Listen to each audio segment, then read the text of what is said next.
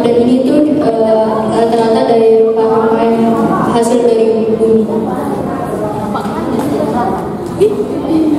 Ini alat yang dibuat. Jadi kalian bisa buat ini di rumah karena ini termasuk cara yang mudah.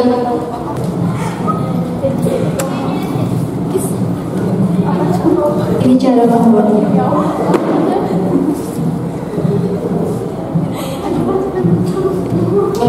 Untuk biayanya, untuk keseluruhannya 91.000 yang telah kami praktekkan pada Kamis lalu, dan yang hasilnya kita bisa mendapatkan 10 botol ini. Kita bisa mendapatkan 10 botol dari hasil yang telah kami praktekkan pada minggu lalu. Bisa dilihat di stand kami di sebelah di depan aula. Untuk analisis SWOT-nya, dari kekuatannya sendiri yang membuat bir peletok ini menjadi minuman yang ciri khas.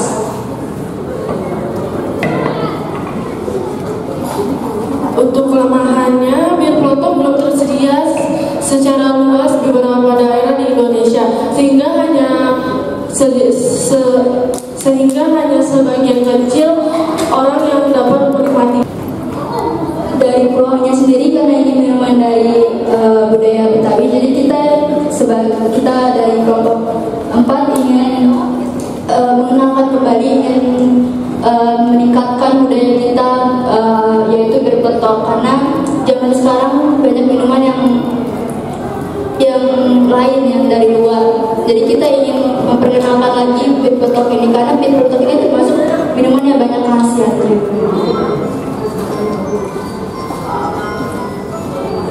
Ancamannya ini bir peletok bersaing dengan minuman modern yang memiliki banyak varian rasa dan memiliki kemasan yang menarik.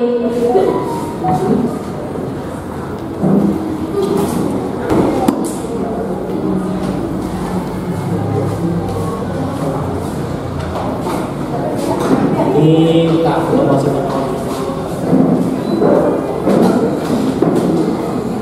Ini pemasukan bahan tahap awalnya, dan di tahap awal ini kita masukkan gula putih dan kayu secangkir. Untuk proses dalam godokan ini atau rebusan ini bisa sekitar 1 jam agar bumbu-bumbunya itu bisa busuk. Mungkin segitu aja pesan dari kami. Ada yang ingin bertanya? Ya, terima kasih. Tadi mungkin tidak ikut dari awal karena tadi main pingpong dulu. Namun tadi sempat lihat soal kelemahan dan peluang. Bagaimana kelemahan Anda gabungkan sehingga bisa menjadi kekuatan bagi penyebaran bir peletok.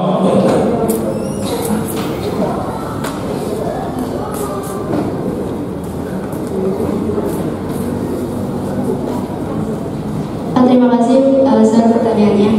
Anda gabungkan sehingga bisa menjadi kekuatan bagi penyebaran bir peletok.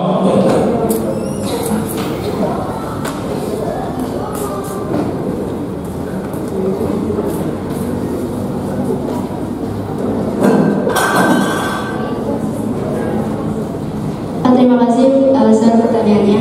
Mohon untuk jawab. Dari kelemahannya kan tadi karena bir peletok ini belum dikenal oleh seluruh Indonesia, dan dari peluangnya sendiri itu ini minuman khas Betawi,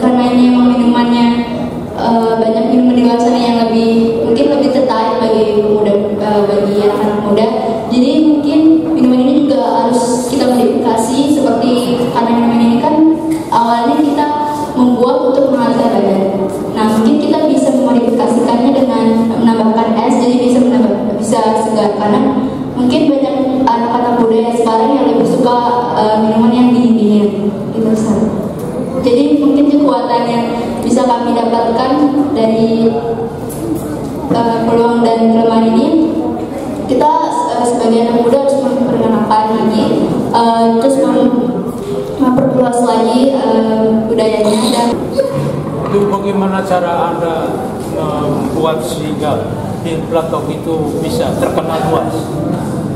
Untuk dengan cara mengupload di media sosial gitu, atau mempromosikannya di acara-acara gitu yang biasanya kayak Car Free Day kan biasanya ada. Mungkin kita bisa jualan juga di situ, sekalian juga kita mempromosikan, mengenalkan budaya kita, mungkin gitu sih.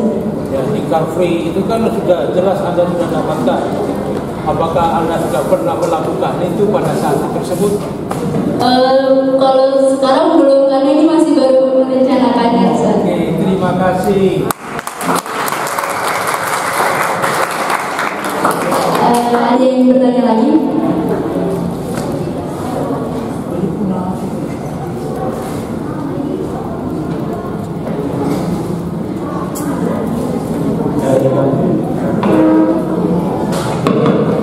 Bagaimana sih cara membuat bir peletok tanpa air? Yang mana? Nggak ada. Dan tadi coba dari pertama. Jadi yang bahan-bahan yang dibutuhkan ada rempah-rempah, yaitu ada jahe, biji pala, lada, kapulaga, serai, dan ini semua digeprek. Nah, habis itu masukkan ke panci yang sudah berisi air, lalu kita panaskan menggunakan api sedang. Lalu masukkan daun pandan, daun jeruk, cengkeh, dan kayu manis. Selanjutnya, masukkan sedikit demi sedikit gulanya sampai diaduk. Ini biar tidak lengket dari pancinya. Masukkan kayu sencang sebagai pewarna. Kayu sencang yang dia tuh kayak serabut-serabut gitu dan warnanya merah. Semakin banyak kayu sencang, jadi itu bisa membuat tambah warnanya menjadi warna merah banget dan bisa menjadi kecoklatan. Terus masukkan masak air sampai mendidih sekitar 1 jaman. Sajikan bir peletok dalam kondisi hangat. Ada yang ingin bertanya lagi? Oke, saya izin bertanya. Apa latar belakang kelompok kalian untuk memilih bir peletok ini sebagai contohnya? Bir peletok ini kan masih ada jajanan Betawi seperti kerak telur, gado-gado. Kenapa kalian memilih bir peletok ini? Oke, sekian, terima kasih. Kenapa kita pilih bir peletok? Karena bir peletok ini banyak manfaatnya ya. Terus juga karena kita mau membangun minuman ini ke anak muda. Karena banyak anak generasi muda yang nggak tahu bir peletok terus sama cara pembuatan. Itu aja.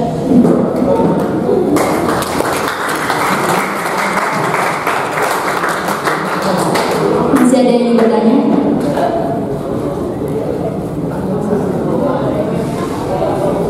Jika tidak ada, kita tutup presentasinya ya. Maaf jika ada kesalahan kata atau lainnya. Terima kasih. Tepuk tangannya dong sekali lagi.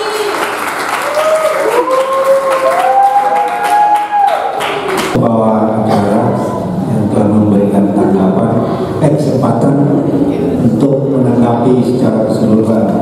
Kelihatannya saya menanggapi mulai dari awal aja. Yang pertama tampil dulu di depan pembawa acara, tentang pembawa acara kita luar biasa.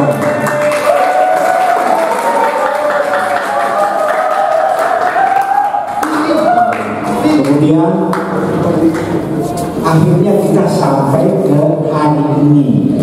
Hari ini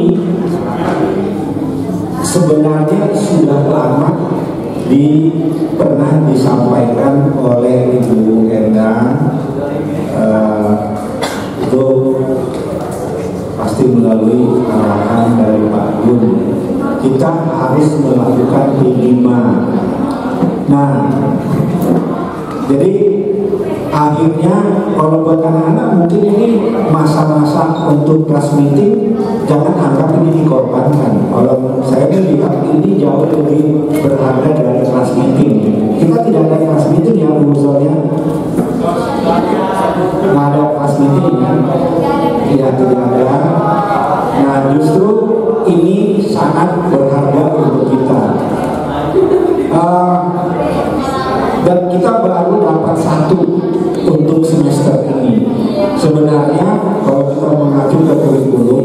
ya paling nggak kita punya 2, tapi minimal kita sudah melakukan. Ini sudah sangat bagus untuk kita ya. Dan ini P5-nya nggak P5 basa-basi ya, P5-nya keren banget. Untuk panitia ya, luar biasa lah. Saya hari Jumat kemarin ya agak kaget juga. Saya nggak menyangka walaupun masih sifatnya lagi resik ya di Sonia hari Jumat, saya lihat wah ini begitu bener nih SMK Fransiskus 2. Dari segi penampilan kebetulan hari Jumat minggu yang lalu itu mungkin guru yang paling cerewet Pak Som lah ya, hari Jumat yang lalu. Dan ya sekitar 80-90% yang Pak Som komentar itu ternyata ditanggapi oleh seluruh peserta bahwa kita ini kan SMK, P5 kita itu tidak sama dengan P5-nya SMP, bahkan dengan SMA. Nah itu langsung saya hubungkan dengan apa yang disampaikan oleh Romo John tadi.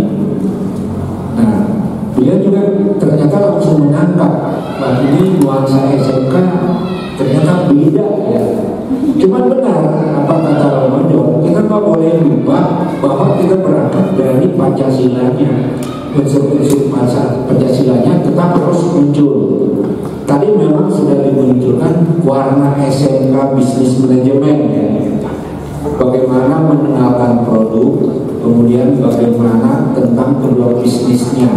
Itu sudah sangat kuat. Tadi saya lihat sudah semua kelompok. Kalau hari Jumat yang lalu kan, wah ini mau kemana ini? Kok sepotong gitu. Ternyata kalian luar biasa, nyambung ya. Tapi maunya saya kalau di kelas juga gitu. Kalau guru ngomong di kelas, nyambungnya harus seperti ini. 90% apa yang saya sampaikan hari Jumat ada hari ini. Ini luar biasa. Dan kalian juga harus menyadari ini bagian dari kurikulum. Ini ada di rapor ya, nilainya bagus. Jadi guru-guru di sini kalian tidak tahu. Ada tim penilai di sini, kalian tidak perlu tahu, tapi nanti kalian akan lihat hasilnya di rapor. Cuman kalau dari saya nggak ada alasan lagi dari guru-guru kayaknya untuk kasih nilai jelek ini. Mesti nilai bagus semua ini.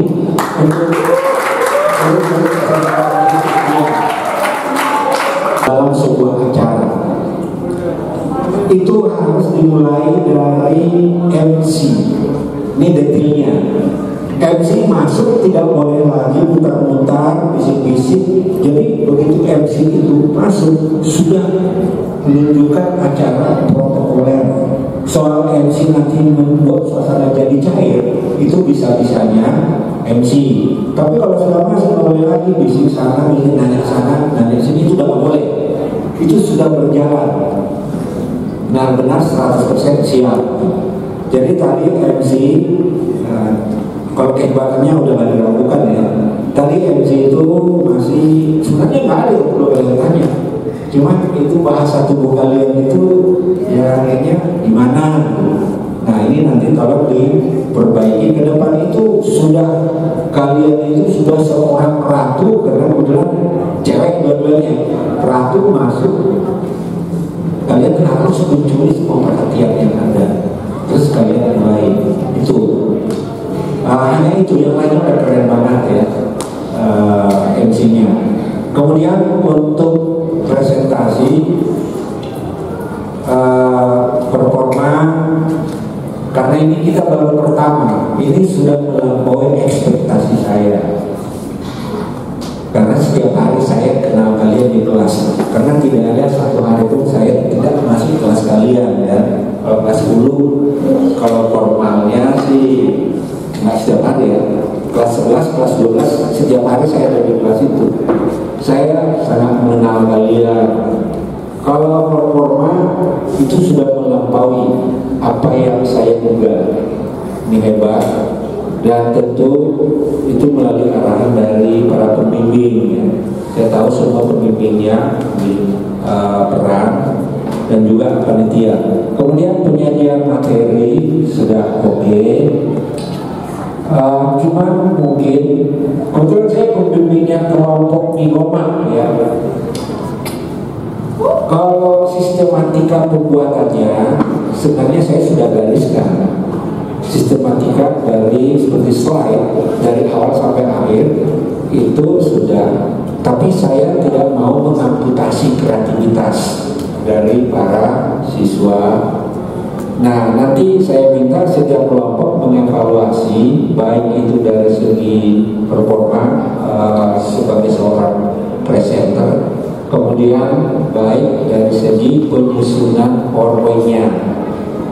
Kalau secara garis besarkan sudah bagus. Sistematikanya kalian harus perhatikan supaya waktu kalian menyampaikan ke audiensnya itu nggak muter-muter.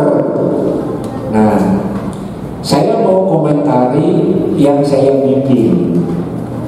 Nah, mereka itu sudah mencoba mensimulasikan bagaimana nanti kami tampil.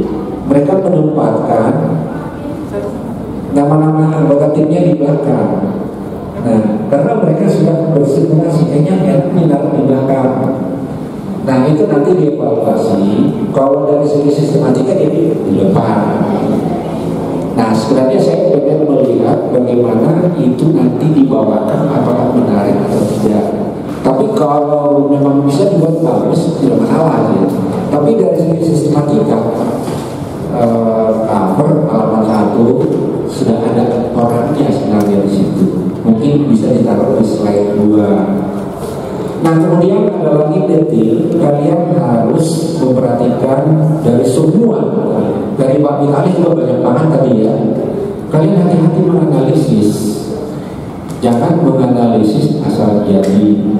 Salah satu yang dikomentari oleh Memperma itu dulu di kelompok saya. Nah, 10 menit itu bahkan tidak terperhatikan gitu. Karena awalnya kan rancangan dulu dibuat, detailnya akhirnya kelewat. Kemudian tadi ada di situ SWOT analysis, analisis SWOT ya. Itu ada satu kata tadi saya lihat itu mengganggu banget. Di situ ada tertulis treatment. Ya gimana ya Pak Vitalis ya? Itu mengganggu banget ya. Itu sepele kelihatannya. Kalian nanti sampai hal yang detail seperti itu. Kemudian karena ini tugas kelompok, harus ada pembagian tugas kelompok. Nah, tadi itu masih ya bagaimana selintak dua aja. Jadi itu kalau bisa disiapkan, harus ada pembagian tugas yang baik. Sedapat mungkin sebanyak-banyaknya anggota terlibat. Kalau yang saya lihat ini permulaan ya, masih banyak diantara anggota grup namanya cuma nempel doang di situ. Tapi pasti ada beberapa anak ini bahkan nggak tahu apa yang dikerjakan kelompoknya. Nah, itu introspeksi masing-masing. Kalau kamu tidak terlibat, sebenarnya kamu yang rugi. Masukan-masukan yang tadi itu nanti saya minta setiap kelompok kalian atur sendiri waktunya, terus masing-masing mengevaluasi. Nah, terakhir karena kita SMK, kalian itu harus punya rasa percaya diri. Apa yang kalian sampaikan ini akan berujung kepada bisnis yang menguntungkan. Jangan ragu. Tadi hampir semua mengatakan ini ya, tantangannya terutama persaingan. Kalian harus yakin mau ayam, mau mie, mau apa. Kalau tadi saya lihat sudah mulai ada bisik-bisik karena saya tidak dekat dengan kelompok kaya. Habis ini mereka sudah langsung merencanakan sebuah program bisnis terkait dengan Migoma. Mereka akan memulai dengan open PO. Jadi mereka akan menawarkan ini nanti mereka akan sampaikan lewat media sosial atau apa pasarnya ya dengan lingkungan. Nah, jadi Itu pasti karena ada kemasannya juga tadi salah satu komentar ya, Pak Vitalis tadi banyak yang memberikan masukan, kemasan atau apa, atau informasinya sudah dijual dulu, informasinya masih barang kosong, begitu barangnya adalah habis. Nah itu mungkin dari saya, tapi secara keseluruhan saya bangga dengan kalian semua yang telah menunjukkan kebolehan melampaui ekspektasi saya yang luar biasa. Sekali yang beliau sampaikan ke anak-anak semua, saya merasa saya sebagai kaum muda ternyata mempunyai suatu keinginan, yaitu untuk mengangkat sesuatu yang bersifat tradisional kalau bisa menjadi nasional. Misalnya seperti juga mie gombang, mungkin mie gombang kita tahu ya hanya orang Sumatera Utara atau di Jakarta. Begitu kita pindah ke Jogja, tidak ada yang kenal itu mie gombang. Yang karena masih tradisional. Kemudian juga berpetok, itu juga khas dari sebuah daerah. Ya, tetapi kalian sebagai generasi penerus ternyata mempunyai suatu keinginan, yaitu untuk mengangkat yang bersifat tradisional menjadi nasional. Dan apa yang ditampilkan pada hari ini memang di luar dugaan saya, ternyata dapat dilaksanakan dengan baik. Untuk pada hari Jumat kita sempat bertemu sebentar, sehingga di situ Pak Som memberikan banyak masukan, memberikan banyak saran, sehingga pada saat tampil pada hari ini boleh katakan yang sangat prima sekali. Ya, jadi terima kasih untuk masing-masing kelompok. Kemudian juga misalnya seperti sabun, kemudian enzim itu kan sesuatu yang sebenarnya belum merakyat, ya, belum merakyat.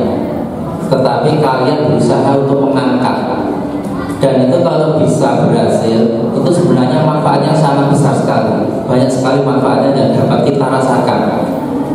Yang kalau tadi sudah ada yang mencoba, yaitu untuk penyaring udara dengan cara disemprotkan.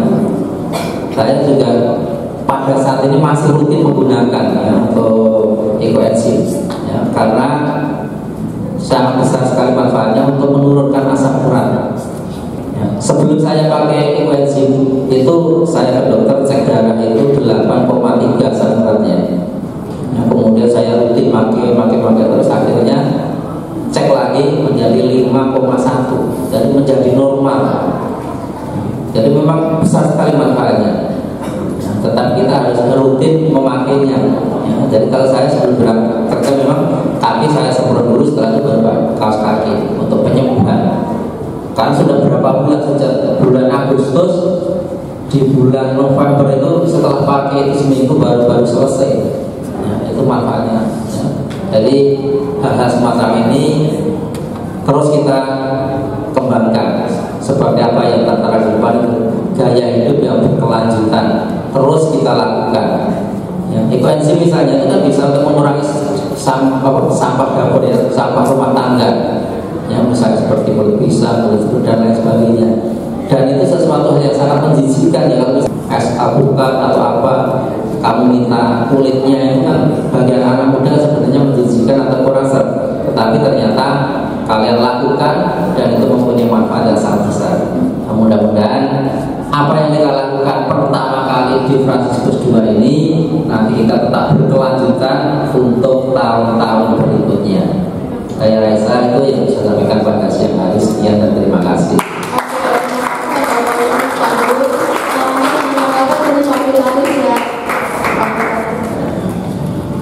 Terima kasih. Tepuk tangan dulu untuk kalian semua. Ya, walaupun ini yang pertama buat kalian untuk menyelenggarakan program P5, tapi hasilnya sudah kalian tunjukkan itu. Nah, ini karena merupakan proyek penguatan profil pelajar Pancasila, maka proses dalam melaksanakan setiap kegiatan kalian, terutama usaha Anda untuk mempresentasikan, seringkali orang banyak minta bukti. Nah, untuk membuktikannya itu kalian bisa membuatnya dalam bentuk video. video yang menampilkan bagaimana Anda menunjukkan profil-profil pelajar Pancasila. Jadi nilai-nilai yang Anda sudah paham itu bisa Anda terapkan di dalam kegiatan memproses pembuatan apa yang tadi Anda presentasikan itu. Dan itu bisa Anda videokan sehingga pada saat Anda mempresentasikan, semua orang akhirnya tahu bahwa kalian sudah memberi nilai-nilai Pancasila di dalam kegiatan berproses tadi.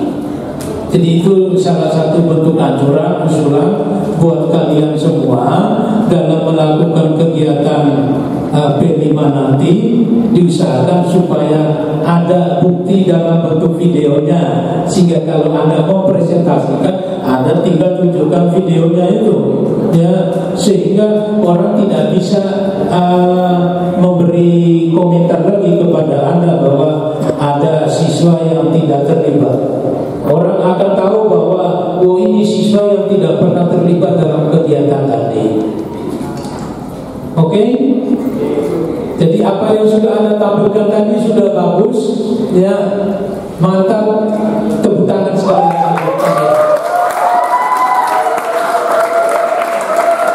Ya, itu saja anjuran Pak mengenai kegiatan P5, ya, bisa Anda wujudkan dalam pembuatan video, dan video itu bisa Anda sebarluaskan sehingga salah satu bentuk promosi SMK Fransiskus 2.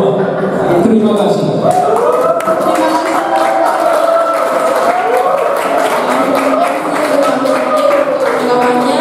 Mungkin untuk guru lain mau memasuki tanggapannya. Untuk Bu Sheila, Kak Yeni, Alsa.